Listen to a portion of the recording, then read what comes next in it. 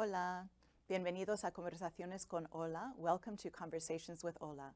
Mi nombre es Sandra Dunn. Soy la directora asociada de Ola of Eastern Long Island. I'm Sandra Dunn. I'm the Associate Director of Ola of Eastern Long Island. Y Ola significa Organización Latinoamericana. Ola means Latino American Organization. Gracias por estar aquí con nosotros. A veces hacemos los programas en español y a veces en inglés. Hoy vamos a hacer el programa en español. Y estoy muy contenta de tener aquí conmigo a Noemí Sánchez. Noemí es miembro de la comunidad aquí en el East End y también es coordinadora asociada de Rural and Migrant Ministry, una organización muy importante en esta parte de Long Island, y ella es la coordinadora asociada en Long Island. Así que me alegro mucho de que estés aquí conmigo, Noemí, muchas gracias por estar aquí. Muchas gracias a ti, a Sandra y a Ola por esta invitación. Sí, de nada, es un placer. Bueno, entonces vamos a conversar un poco sobre tu trayectoria, también sobre tu trabajo en Rural and Migrant Ministry. Y por el momento, si quieres darnos una traducción buena de Rural and Migrant Ministry en español, por favor. En español es Ministerio Rural del Migrante. Ok, Ministerio Rural del Migrante. Muy bien, gracias. Bueno, entonces yo sé que has estado aquí no sé cuántos años, pero muchos años, y que has trabajado mucho en la comunidad. Entonces me gustaría que compartieras un poco sobre tu trayectoria, de dónde eres, cómo es que llegaste aquí y bueno, ese tipo de cosas. Bueno, como muchos que hemos llegado a este país, emigré hace cerca de 28 años. Siento una jovencita todavía. Sí. Y la razón por la cual me involucré en la comunidad fue más por una situación bien personal que nos sucedió.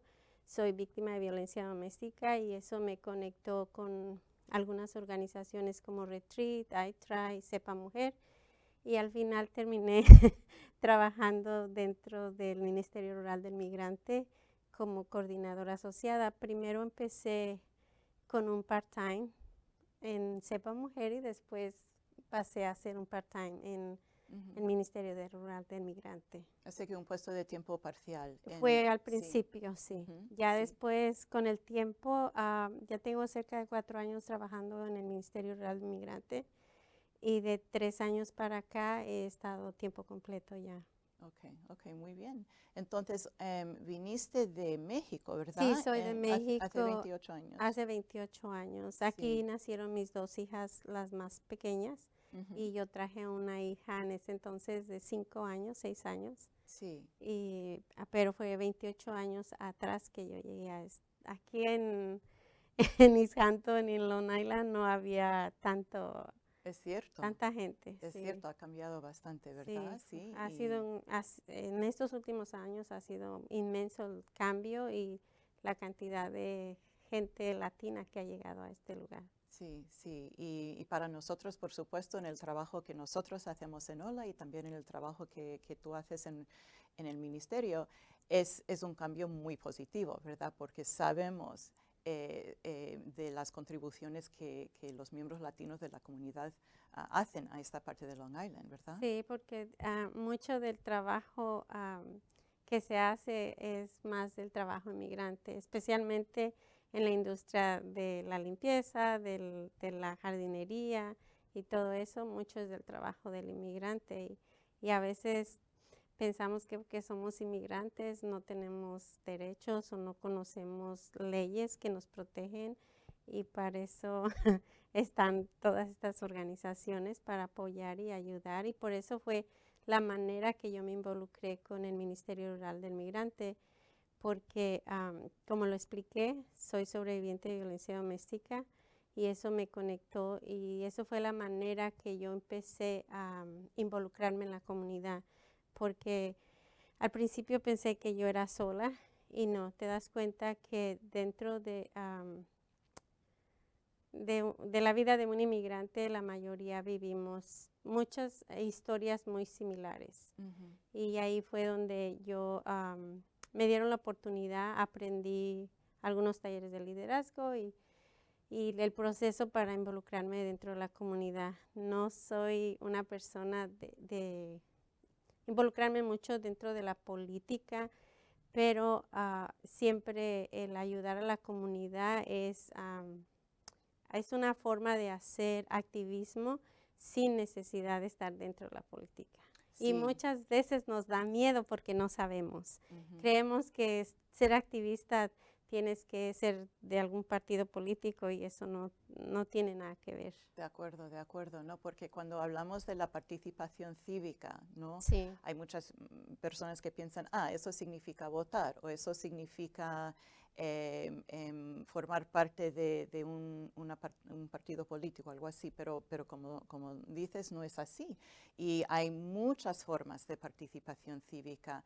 Así que para las personas que sí, que posiblemente tengan miedo. Entonces, ¿qué le dirías en cuanto a tu experiencia con la participación cívica, con involucrarte en organizaciones, y no solo en organizaciones, sino en el activismo, ¿no? Porque tú y yo el otro día estuvimos en Riverhead en una manifestación muy importante sí, que exigía el camino hacia la ciudadanía para los muchos migrantes que no tienen esa posibilidad en este momento. Y fue todo un éxito, 200 personas ahí, algo así, y tú estabas ahí sin miedo, ¿no? Y muchos otros inmigrantes, y eso es importante, ¿no? Que los inmigrantes se sientan con la libertad y el derecho de manifestar, ¿no? Entonces, ¿qué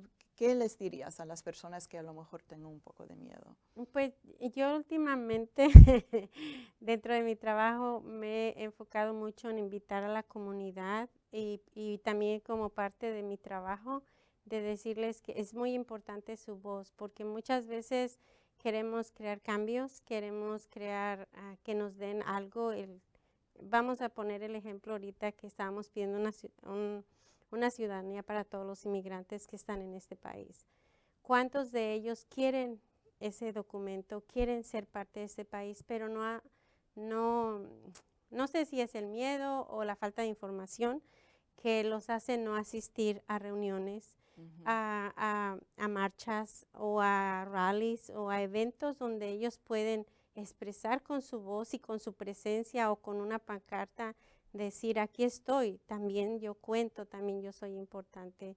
Y yo creo que la voz de la comunidad es la base para crear cambios. Y si ellos no se involucran, aunque hagamos tantas organizaciones por tratar de crear cambios, es un poco difícil para nosotros.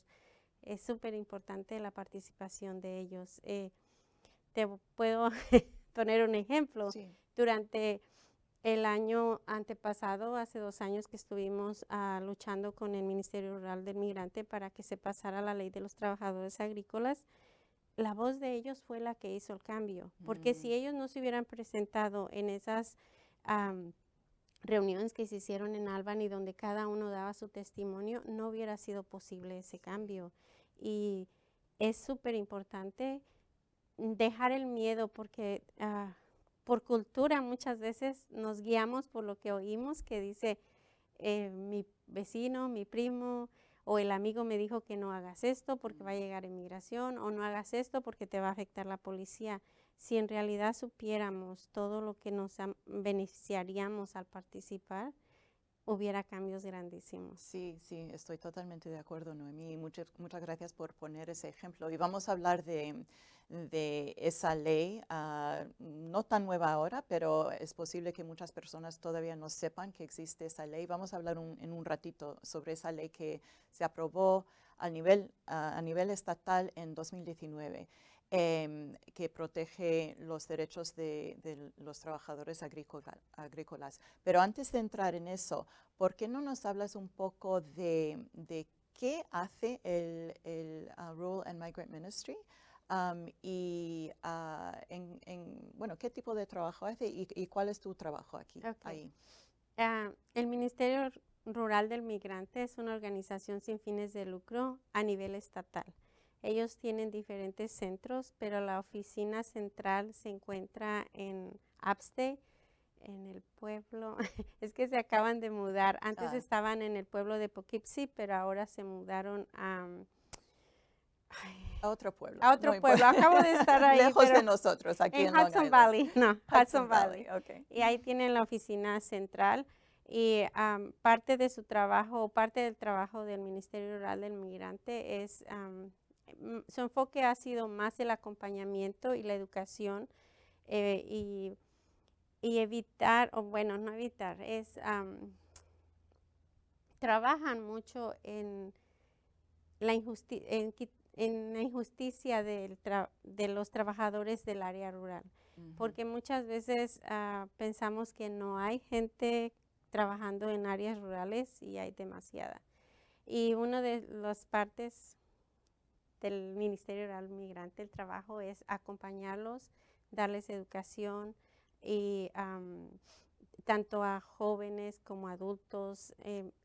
Parte de mi trabajo aquí en Riverhead, como te dije, son diferentes centros los que tienen todo el estado y uno de los centros se encuentra aquí en Long Island, en Riverhead, y yo soy la coordinadora asociada ahí, y uno de mi trabajo ahí es hacer talleres donde ellos aprendan sobre sus derechos laborales, donde aprendan sus derechos si los agarra la policía, donde creamos un grupo, es un proyecto que Rural Migrant Ministry está haciendo y es un grupo al cual le llamamos Consejo y es Casa, donde se reúnen 12 personas de la comunidad, tienen sus ideas y parte de ellos fueron unos de los que nos acompañaron a esta marcha, porque ellos estaban muy interesados en hacer algo muy parecido, pero ellos son solamente como un grupo de personas de la comunidad y no tienen como ese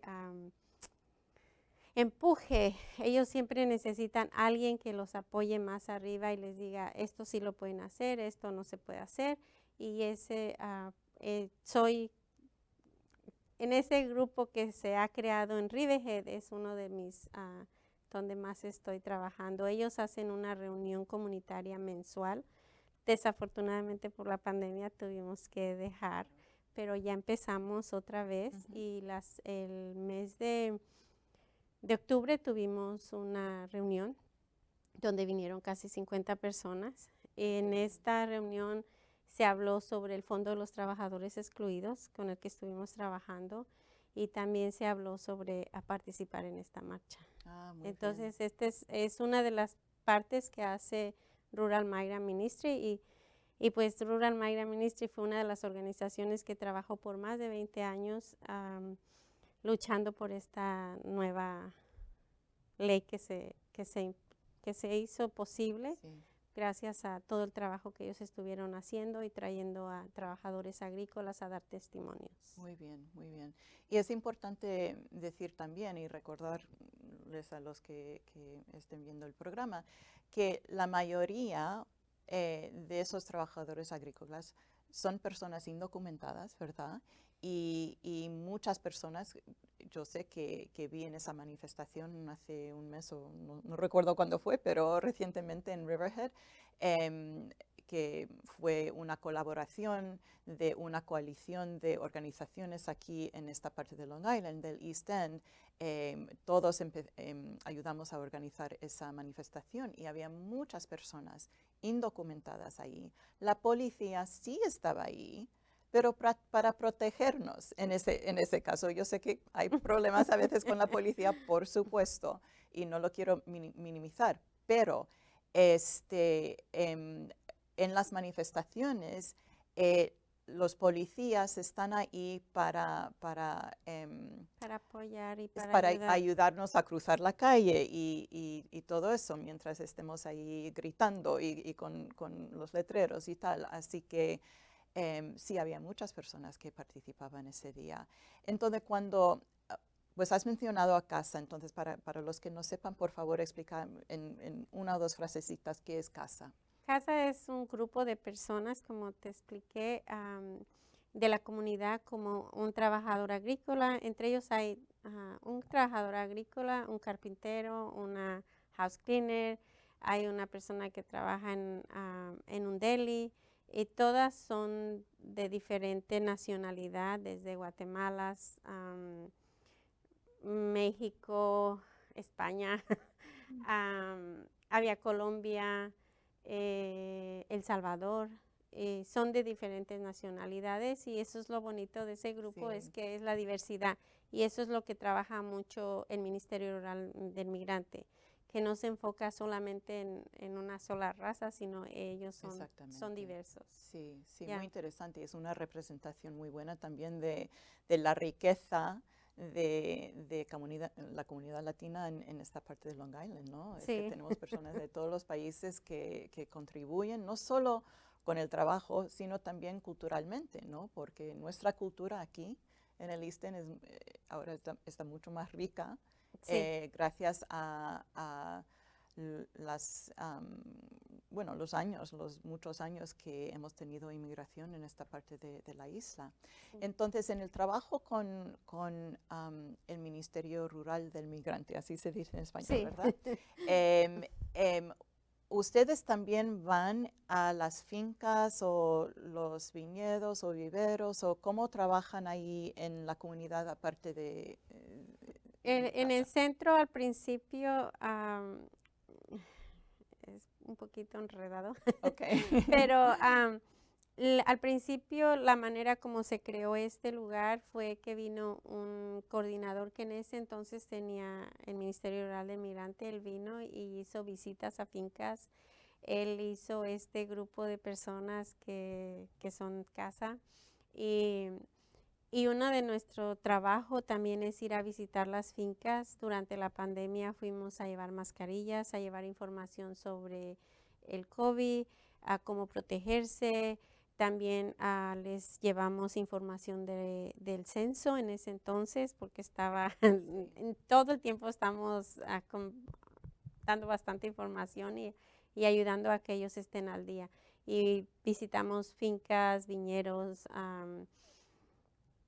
y es la manera que hemos estado conectando. Ahorita dejamos un poco de ir durante la pandemia a dar información, pero seguimos en contacto con ellos. Sí, entonces cuando ustedes están en las fincas, em, los dueños de las fincas o los managers, los gerentes, los jefes, digamos, ellos les dan la bienvenida o cómo es, ¿hay tensión?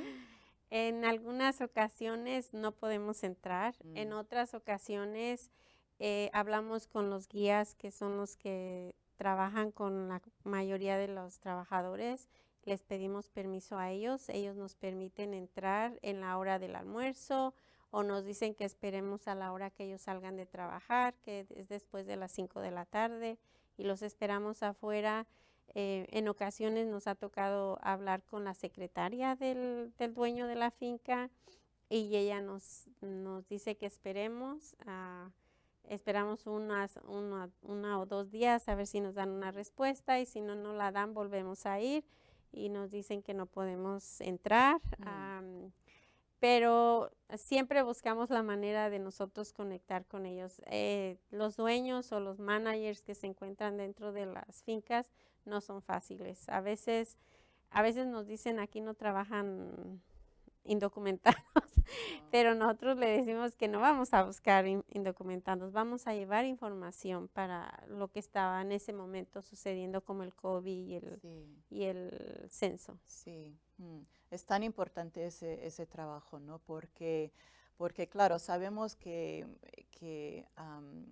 aquí en el East End, sobre todo, porque sí, es una región rural y semirural, aquí Sí, en East Hampton y Southampton también, y que yo diría que esos son los trabajadores más marginados quizá de todos los demás trabajadores inmigrantes aquí en esta parte, ¿no? Porque están muchas veces aislados en las fincas o los viveros, viven ahí muchas veces, ¿verdad? Y y las condiciones. Siempre uno se preocupa por las condiciones de vivienda y tal. ¿Puedes hablar un poco de eso? Sí, durante el tiempo que fuimos a hacer visitas, vimos a mucha gente que viven en las mismas fincas, tienen sus propios cuartos y tienen ahí su misma laundry, pero es un poquito difícil a veces la vida de ellos y la mayoría son hombres solos y siempre no tienen carro, dependen de alguien que los transporte. Pienso mucho que eso tiene que ver con que ellos no se involucren también en la comunidad porque no tienen el transporte. Como sabemos, Long Island tiene Sí. muy mal el transporte porque es de mucho tiempo para ir de un lado a otro. A veces también nosotros trabajamos con un sacerdote que está de la iglesia episcopal, es el padre Gerardo Romo, y Sí. él nos ayuda mucho porque hay gente que necesita ir a hacer una visita médica, él da el raite, Ujú. pero las condiciones de algunos lugares sí son deplorables. Se ha luchado mucho porque ellos tengan una mejor vivienda. Se ha conseguido un poco mejorar, pero no al 100% como ellos se lo merecen. Sí. Bueno, vamos a entrar entonces, porque eso nos lleva a la cuestión de la legislación que se aprobó hace un par de años, ¿no? Que el exgobernador Gobernador. Cuomo firmó, que fue más o menos al mismo tiempo que firmó la ley De las les, licencias. sí, de las licencias, ¿no? Que les dio las licencias a las personas indocumentadas en el estado de Nueva York. Iba a decir algo muy progresista, pero la verdad es que no es tan progresista, es sentido común, ¿no? Que todo el mundo que trabaja tiene que tener su coche y tiene que tener la licencia, ¿verdad? Sí. Pero de todos modos, Fue un ¿no? gran cambio. Sí, un cambio muy grande y un cambio muy esperado y el resultado de muchos años de lucha por parte de muchas organizaciones por todo el Sí. estado, ¿verdad? Pues también con la ley que protege a los farm workers. Entonces nos quedan muy pocos minutos, pero si puedes explicar un poco en términos generales qué hizo esa ley, por qué es tan importante. La ley de los trabajadores agrícolas que protege, los ayuda en primero a que ellos puedan organizarse. Segundo, a que ellos puedan tener un día de descanso. Y tercero, a que se les pague horas extras. En este todavía se sigue trabajando porque, como todos sabemos, el trabajador agrícola era considerado prácticamente como un esclavo, porque ellos no tenían derecho a nada. Ellos tenían que trabajar, si el jefe o el dueño del lugar donde ellos trabajan le decía, tienes que trabajar las 7 horas y de 7 de la mañana a 7 de la noche, lo tenía que hacer porque él vive dentro de la propiedad y él no quería perder su trabajo. A veces no tenían días de descanso ni para ir a hacer su laundry o sus compras de comida. Teníamos una mujer que muchas veces se quejaba de eso, pero gracias a Dios a que esta ley pasó, ellos ahora tienen derecho a un día de descanso y como te digo, se sigue trabajando porque las horas extras solamente las aprobaron de las 60 horas en adelante. Ok, O sea que entonces ellos, horas extras significa overtime, o sea, overtime, entonces sí, ahora tienen que pagar a los trabajadores agrícolas el overtime, el sí. tiempo y Y medio, tiempo y medio después de las más 60 60 en horas vez de en vez 40. de 40. Entonces es Se algo, pero sigue, no es todo. sí, seguimos trabajando en que queremos que sea igualdad para todos y Claro. igualdad sería $40, 40 horas en general como toda otra industria de trabajo. Sí, sí. ¿Y existe esa posibilidad, crees? Sí, se estuvo, la pandemia vino a hacer muchas Sí, cosas sí. que nos imposibilitaron muchas cosas, pero una de ellas era que había meetings y había reuniones con trabajadores y ba- en Albany, donde se estaba llegando a un acuerdo de que haya una posibilidad que se les pague el overtime después de las 40 horas. O sea, cuando dices Albany, te refieres a la legislatura del Sí, estado, exactamente. sí, Entonces hay activistas que todavía están sí, trabajando todavía con siguen ellos. trabajando, Ujú. todavía se sigue trabajando y esperemos en Dios que Sí, sea posible, no esperemos los 40 o tantos años que se esperaron para hacer este cambio. claro, sí, no, pero es un cambio tremendo y claro, como hemos dicho, no es suficiente. Siempre hay pasos que tomar, pero es un cambio muy importante que se ha hecho en los últimos 2 años para proteger los derechos de los trabajadores agrícolas. Y por último te puedo decir que gracias a esta ley hay una hubo un gran cambio históricamente ya. Una unión pudo